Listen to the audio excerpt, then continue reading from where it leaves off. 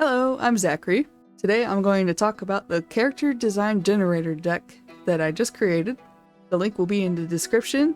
I made the deck because I really wanted a way to generate random character designs, but I'm not good with those pause art challenge videos. I could never get them to pause right, and they're just really annoying to use because I don't really use Instagram or TikTok much these days. So I made my own deck. I really like using the story engine. I've mentioned it in my previous videos already, but I really like having the physical cards that I can flip and move around to my liking. So I made a physical deck that you can print out, or you could just use it as a PDF, whichever works for you. And today I'm going to demonstrate how I use the character design deck to generate a random character that I will also take a crack at drawing. So let's get started. We're going to follow my recommended process, which is also going to be included in the PDF. And this is my prototype deck, so there might be a couple of options that are missing. I cleaned up the deck a little before I went and published it. So this is just how it looks right now. Half of these are printed on glossy cardstock, so they might be a little hard to read. Sorry about that. But it starts with the age range. We're actually going to skip this one because I already know that I want to draw a young adult character for this demo. So I'm just gonna put that aside. I forgot to mention, but this deck does have tables that you roll on. Well, this one's not a table. But you can see that they tell you which dice to roll. And you will need a D12, D6, a D20, and a D8. And if you don't have those, you can use a free dice roller, either by an app or looking online. Google has a free dice roller. So if you don't have dice, that's the solution right there. So we'll start with body type. I'll try to tilt it so that you can actually read it and not see the flashing gloss. This card is the only one that kind of looks like this. It's modeled after the sliders in Clip Studio Paint. And for body mass, it can be either muscle, like bulk muscle, or it could be fat and be bulky that way. Kind of up to you. So they could be skinny, or they could be a little fluffy. And then for this one, you roll a d6. So we'll roll for body mass first. And I got a what? That's negative body mass, and it's to the farthest end of the slider. So they are going to be pretty skinny. And now we'll roll for height. 3. So with 4 and 3, you could say that they're average if you want, or just slightly taller than average. Here, I'll just say that they're kind of average height. And then I'm just going to go ahead and jot that down.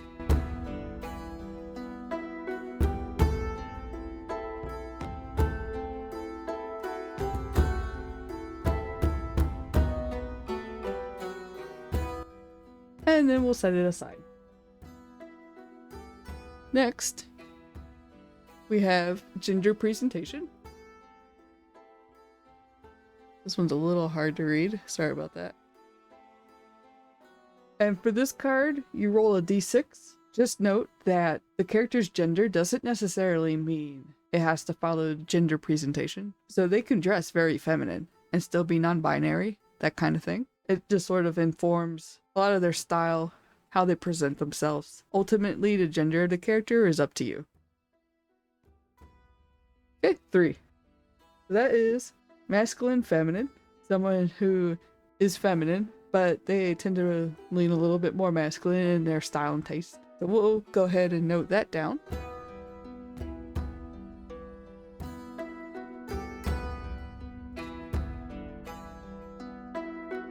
And next card. This one is fantasy features. The fantasy cards are all optional, by the way. You don't have to use them if you're not doing a fantasy character. I think we'll go ahead and use it for this demo. So this one is fantasy features. It kind of informs the overall look of the character in terms of like, do they have cat ears and a cat tail? Instead of having it as separate details, you can use this to get an overall, kind of like a whole set of features in one go.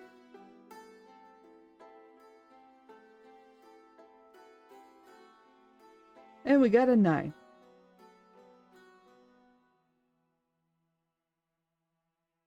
Flip that for y'all. A little hard for it to focus on these because it's so glossy. But number 9 is goblin or similar, which is really interesting. I've never actually drawn a goblin before. We'll go ahead and note down that this is a goblin. And it'll be kind of interesting now because we rolled that she was average height. I don't really know what the average height is of a goblin, but you know, this is kind of, you can play this as loose as you want, and I think that's what I'll do here. But she's definitely gonna be quite skinny, so we'll keep that in mind.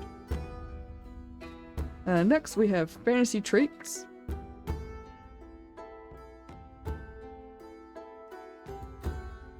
That one's another D12. Kind of has the smaller details, and there'll be details that you can mix and match. So you can roll it more than once if you'd like.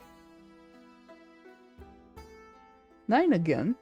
So this would be animal-like legs, like a satyr. But what kind of animal? Well, I could just choose, but I could also bring back the fantasy feature card, because 2, 3, 4, 5, and I guess in a way 10 are animals, and so I could just roll to see which number I get, and I could just roll until I get one of those numbers.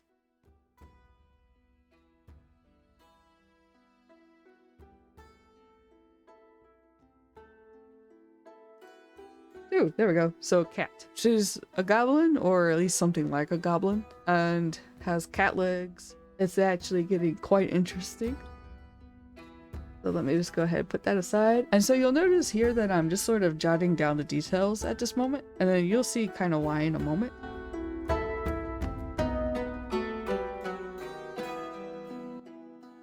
So the next card is going to be Pose Demeanor.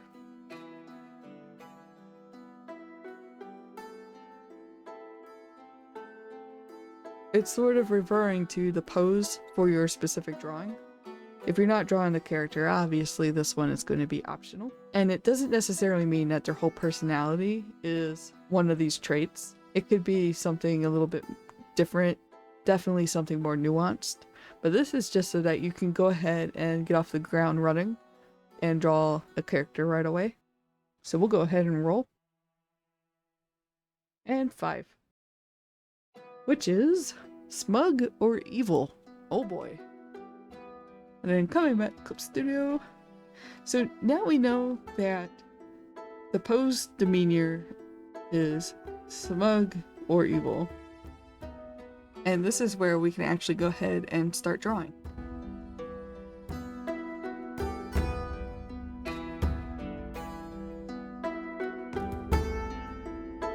So they're pretty smug. We're gonna have a bit of an upward tilted head.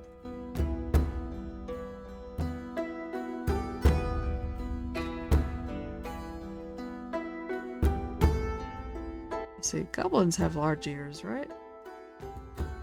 Not really looking it up or anything. By the way, you can also roll more of those fantasy features if you want to combine them.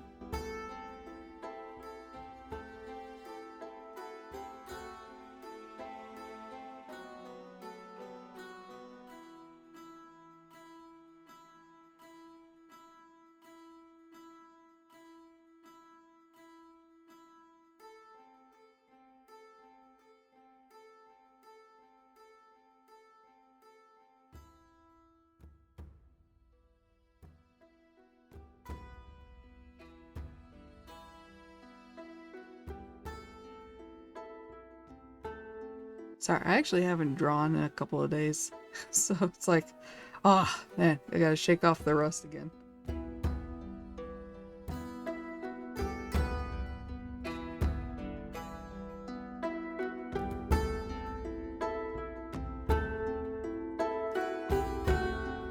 And this is already kind of an interesting challenge for me because I don't draw a lot of anthropomorphic characters.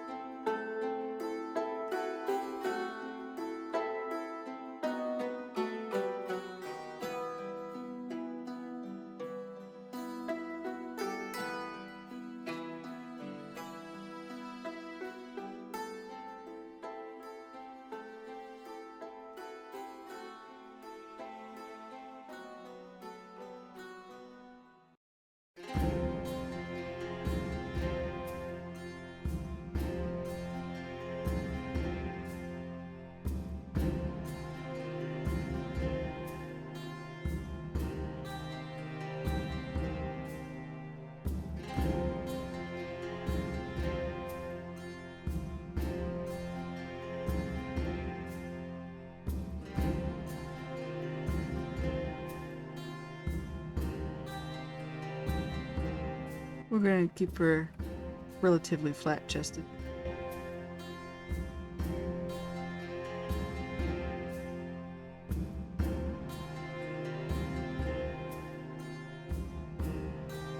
So here we go.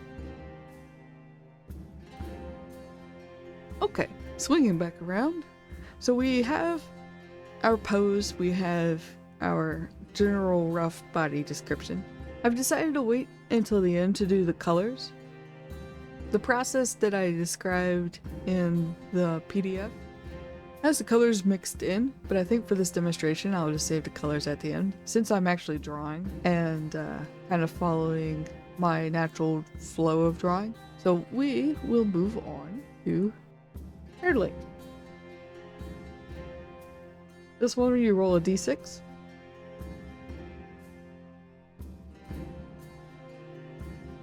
Alright, so that's a 5. So she's got long to mid-back length hair. And now we'll roll for her style.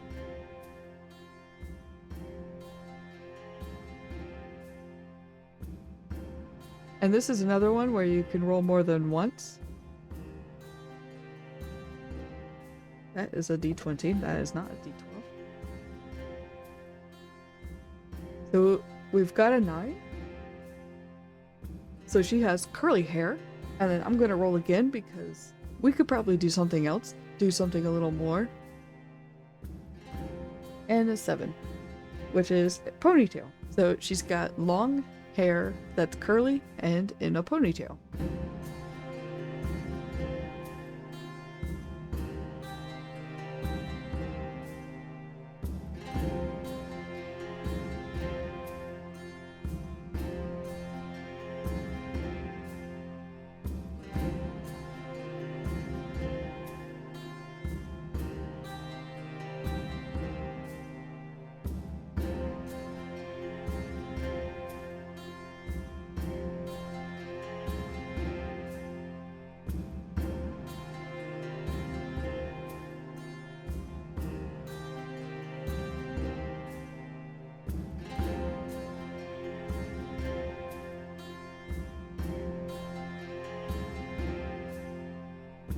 Okay, so I drew in the hair, and I think I'm also gonna go ahead and add a cattail. I wasn't going to at first, but it just sort of makes sense. And I didn't roll for it, but that doesn't necessarily mean that I can't go ahead and add it in.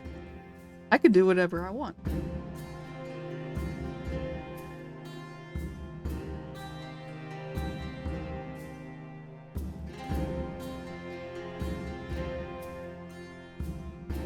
There we go. So next we're going to roll physical details. This is spread across 2 cards. And you roll a d20. And again, this is another one of those where you can roll as often as you'd like to see what kind of neat combinations you get. But this is physical traits.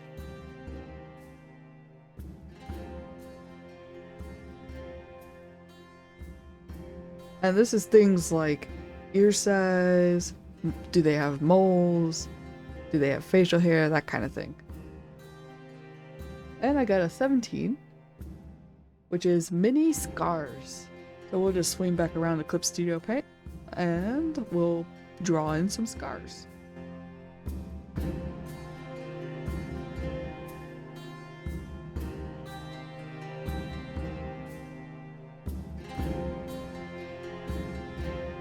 Clearly I'm kind of leaning into like perhaps like battle scars or something.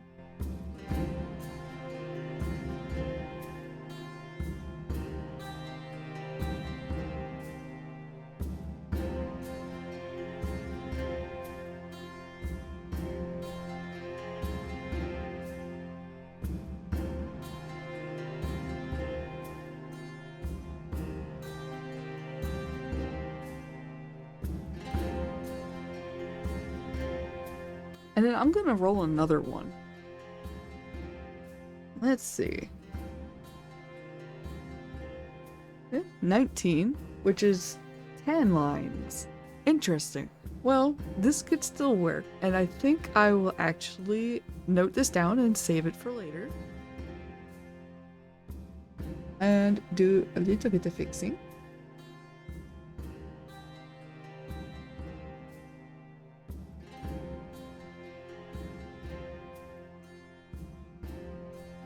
Okay. Alright, I feel pretty satisfied. We got tan lines, we got scars, so we'll go ahead and put those aside. And then we'll move on to profession. So I also have a fantasy class card.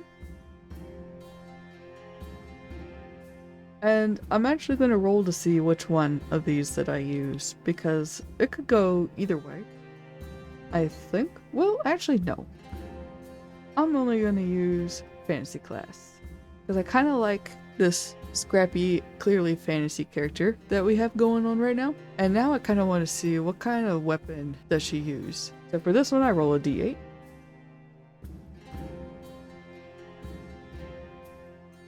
And I got a 3, which means she's a bard or an archer.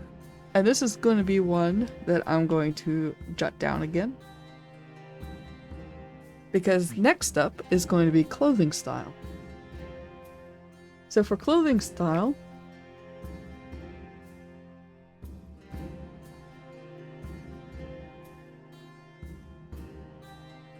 it is not going to really tell you specifically what to draw, like jeans. Instead, it's going to be more or less the overall style that a character is wearing. So for example, very baggy or loose. It doesn't necessarily mean that the clothing is super baggy cargo pants and a super baggy hoodie. It could be that the clothing is very loose and flowing. It could be robes, or it could be, I don't know what kind of pants those are, but they're like yoga pants, but they're extra wide and loose. So it could be stuff like that. And this one's a d12. And I rolled a 1. Hey look, very baggy or loose. Alright, so her clothing style is baggy or loose, but she's also an archer. I've decided archer rather than bard. If she's an archer, then how do we work around loose and baggy clothing? And I also need to remember that she presents more masculine.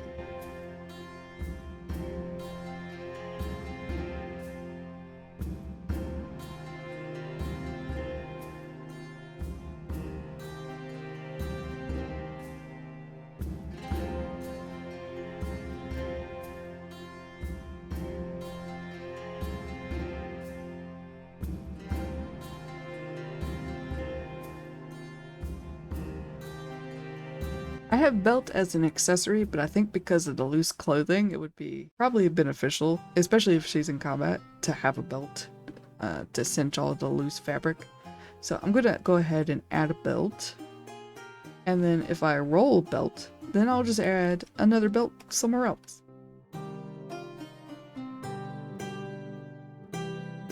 And let's see what happens next.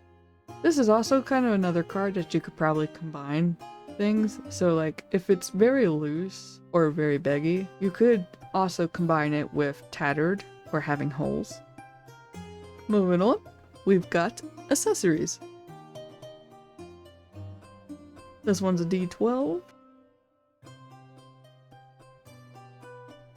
This is for things like earrings and whatnot. Oh, so we drew chest piercings, but she's wearing a shirt. We could do things like nipple piercings. Ooh, spicy. But that would probably get me labeled as adult content on YouTube, so not gonna do that. And also a drew a shirt. Yeah, so we'll skip that one and roll again.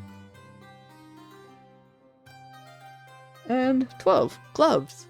This one actually kind of makes sense since she's an archer.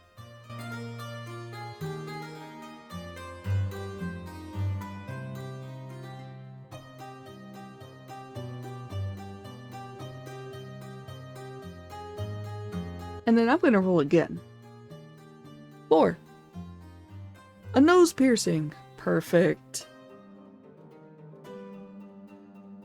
And you know what? Let's do one more.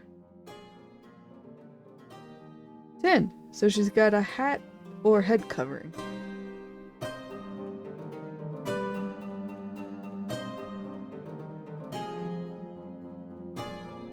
There we go. That adds a little bit more interest to her. So next up is handheld item. This is also split across two cards.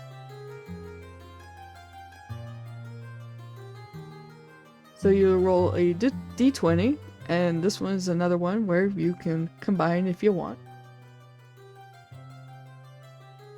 Rolled a 4, so it says a beverage. I think I know how I can work this in. I can take this arm and add a mug of ale.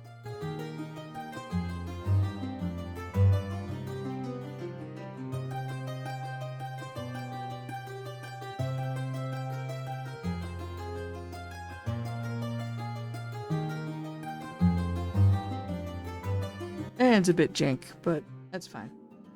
We just kind of need to get the general idea across. Gonna turn this smirk into a grin. And because she's got cat legs, I think I'm gonna add a little bit of a fang. So remember how I got archer, but I haven't really indicated anywhere on the design that she's an archer. I was waiting to see what kind of handheld item I was gonna get, just to kind of see where else. So I think I will roll with the idea that I had before and just sort of add a quiver.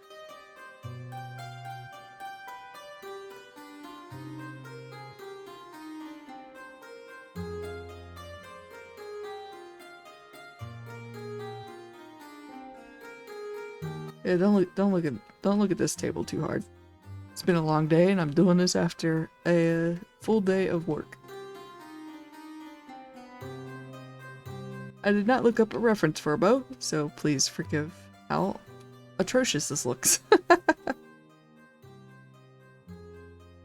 So there we go. You can kind of already see that we've got a little bit of a story going on. We've got this scarred up, scrappy looking goblin cat person, and we're clearly somewhere that sells ale, and perhaps it's just after a battle, given how smug she looks. Well, I feel pretty satisfied about the handheld item that we got. I don't really want to add anything else to her, so I will move this over. And then we have visual motif. What the visual motif card is for is adding a visual theme to your character. So say for example you have the character wear a shirt. Well, what is on the shirt? Does it have embroidery? If it has embroidery, what kind of design does it have? So this card can help you decide smaller details like that, but they could also be larger details. Let's see what happens. And this one's a D12. That's not a D12. We rolled an 11, and then 11 is water or ocean. So water or ocean. This could be a few different things. I did kind of give her stripy pants. I was thinking kind of like either something like kind of pleated or maybe just literal stripes. But I could add a little bit of a pattern around the bottom. And what's on that pattern? I think it's going to be a fish.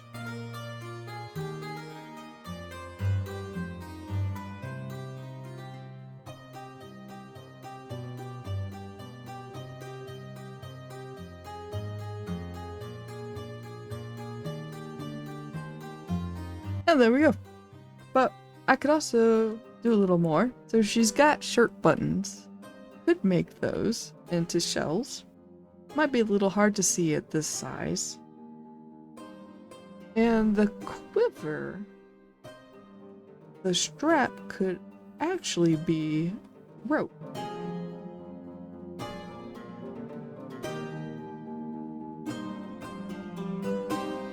So now not only do we have this character who's an archer in a tavern, has seen many battles, but now we kind of get the idea that she's a sailor. And we could take it further. We could add even more details to get across more of that water or ocean theme. But I'm going to move on. And we're going to start working on colors. So for colors, we'll start with skin. And for skin, I included a card for skin tones. And these have realistic colors. And as you can see here, or at least the best you can, each color swatch has a hex code. This is kind of as an aid in case you print these out and the colors are not that good, because colors can vary based on printer, the type of paper you're using.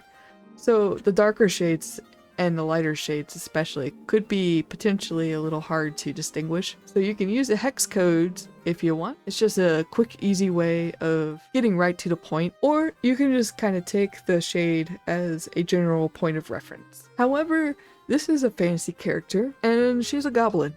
And while I'm not too familiar with having goblin characters, I am kind of aware that they're usually green. This one doesn't have to be green, but I think I'm going to take it a little bit more of a fantastical route. So I'm going to roll on the color table instead. And this just goes ahead and numbers all the color families so that you don't have to do it yourself over and over. And then you roll a d8.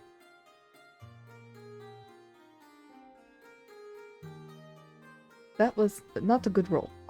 These dice have sharp edges. I'll have to remember to definitely roll them in a dice tray next time I use them. Alright, I got a 6. And that would be blue. How convenient. So I have my blue card. And now I will roll a d12.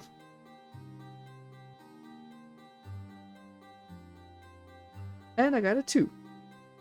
So her skin is kind of light, kind of right in the middle shade of, middle hue of blue. Each side has like a warm or a cool variant of their color hue. And this one is kind of right in the middle. Back in Clip Studio, I'm just going to go ahead and make a new layer. And I will just go ahead and plug that hex color in just to make it easy. So now I have the exact color that's on the card, which again, completely optional. Now I do also have to remember though, that I got tan lines. So now that I remember that, this pale color is gonna be kind of the base color that peeks out from her shirt. And the rest is actually going to be a bit darker than that. This would be a little bit more noticeable if her bottom half wasn't furry.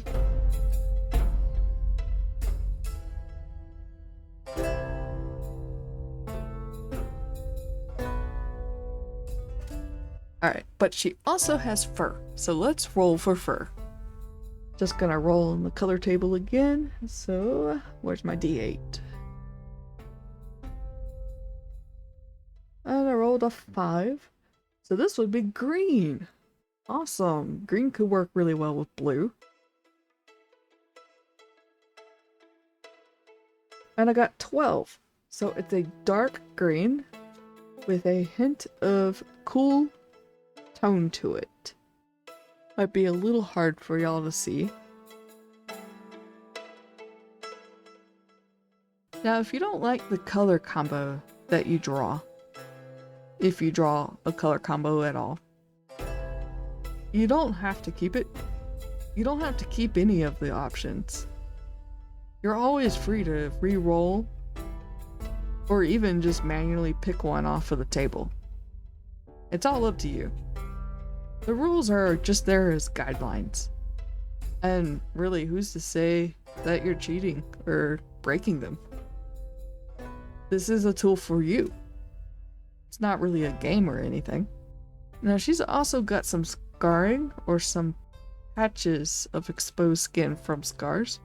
So what I'll do is I'll pick up some of that blue color and I will put some of that in to indicate that she's lost fur there. Now for this character, I do have a unique thing, because here is where I could roll for hair color, but I sort of did that with fur color, right? So what I could do is that I could do a variant on that green fur color, or just use that fur color. So here I'm actually just gonna play around and see what I like best.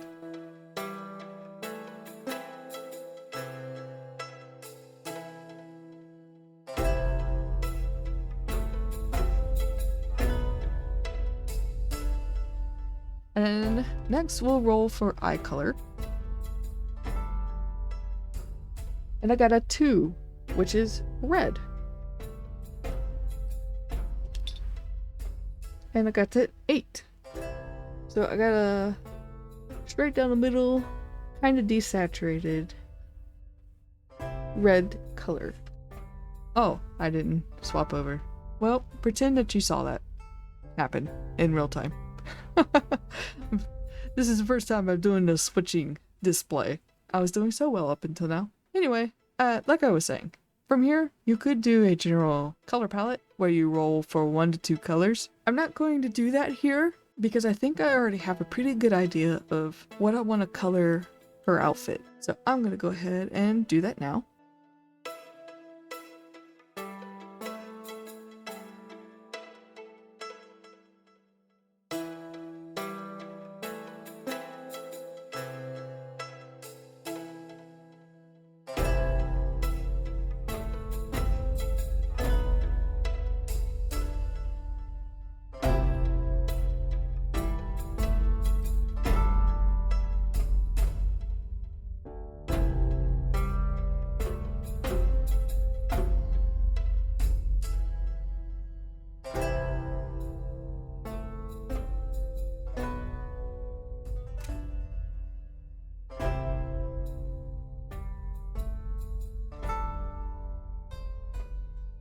Alright, there we go. So just from a couple of dice rolls and the cards, I just came up with a character design. And I really love that I can do this because I want to play a couple of solo tabletop games and it'll ask, alright, so what does your character look like?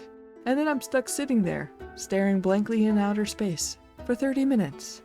Not playing, because I'm too hung up on what does my character look like? And so this is my solution. I can also integrate this with the Story Engine deck, which is what I mentioned at the beginning. I've grabbed 3 stacks of cards from the Story Engine lore deck. I grabbed 1 for event, 1 for material, and 1 for modifier.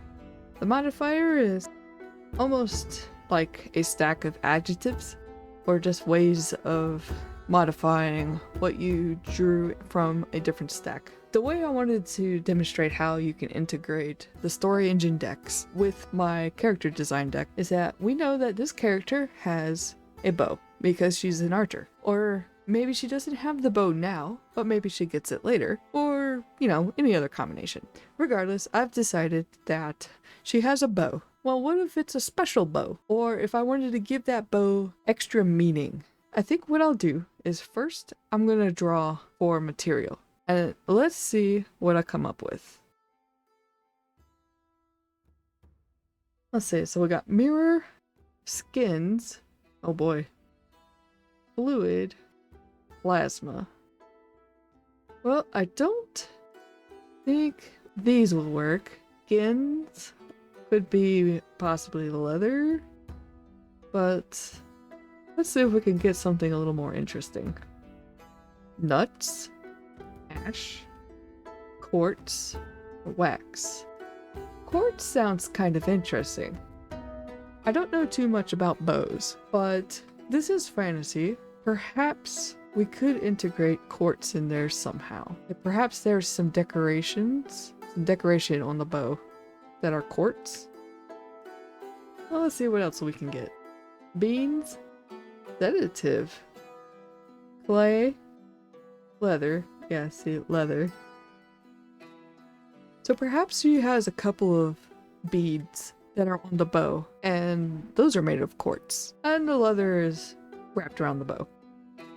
Since she's a sailor, I don't think I have to go too wild. Unless she's no longer a sailor. Who knows, maybe she got the bow and then she left because her shipmates were trying to steal it because it was special for some reason. But it's hers. We also got rock, textile, meat? I'll just stick with the idea that has a leather grip around it and quartz beads as decoration. I also grabbed the event deck, so let's see what we can glean from here. So we have Emancipation, Dance, Masterstroke, Fires. So fires might be kind of interesting. Maybe she got the bow when something caught fire and she found it in the debris.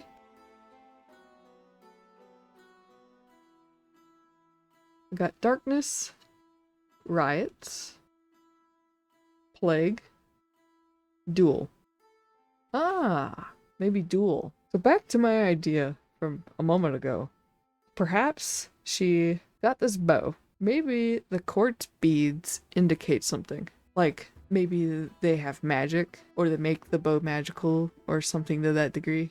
Either way, the bow is special, and she found it in the ruins from a fire. Maybe a chest had popped open, or something to that effect. Or maybe they plundered a ship. Maybe they're pirates. And she was part of the boarding party that raided the ship. And she found this rare bow, but the captain wanted to claim it because they're the captain. They should get first pick. But maybe something about the bow makes her very attached to it. She doesn't want to give it up. So the captain challenges her to a duel. But here's the thing. She wins and kills the captain. Perhaps she was on good terms with the rest of the crew. Perhaps she even took over the ship. Maybe she's the captain now. But either way, she's got a bow. It's fancy. And now she's chilling in a tavern with some ale. So I basically just came up with a whole backstory just from a few cards, and I have a character design that I also got from a few cards and some dice rolls. And I think that is super exciting. Like, I had a lot of fun doing this, and I'm really excited to use my deck and the story engine deck in future projects. Let me know what you think of this character. What do you think of the process? I've linked the character deck in the description. It is currently priced at $5 USD. When you purchase it, you'll get the PDF that has a brief description of a general draw process and a couple of details about each card. You'll also get any updates that I make to the file. It's my plan to create a print-ready document so that you can take it to a print-on-demand playing card service and then be able to print out your own deck, or you could just simply print it off at home and cut them out. But I would very much like to get these made into a much nicer deck, and then that way I can add it to my story engine collection. So purchasing it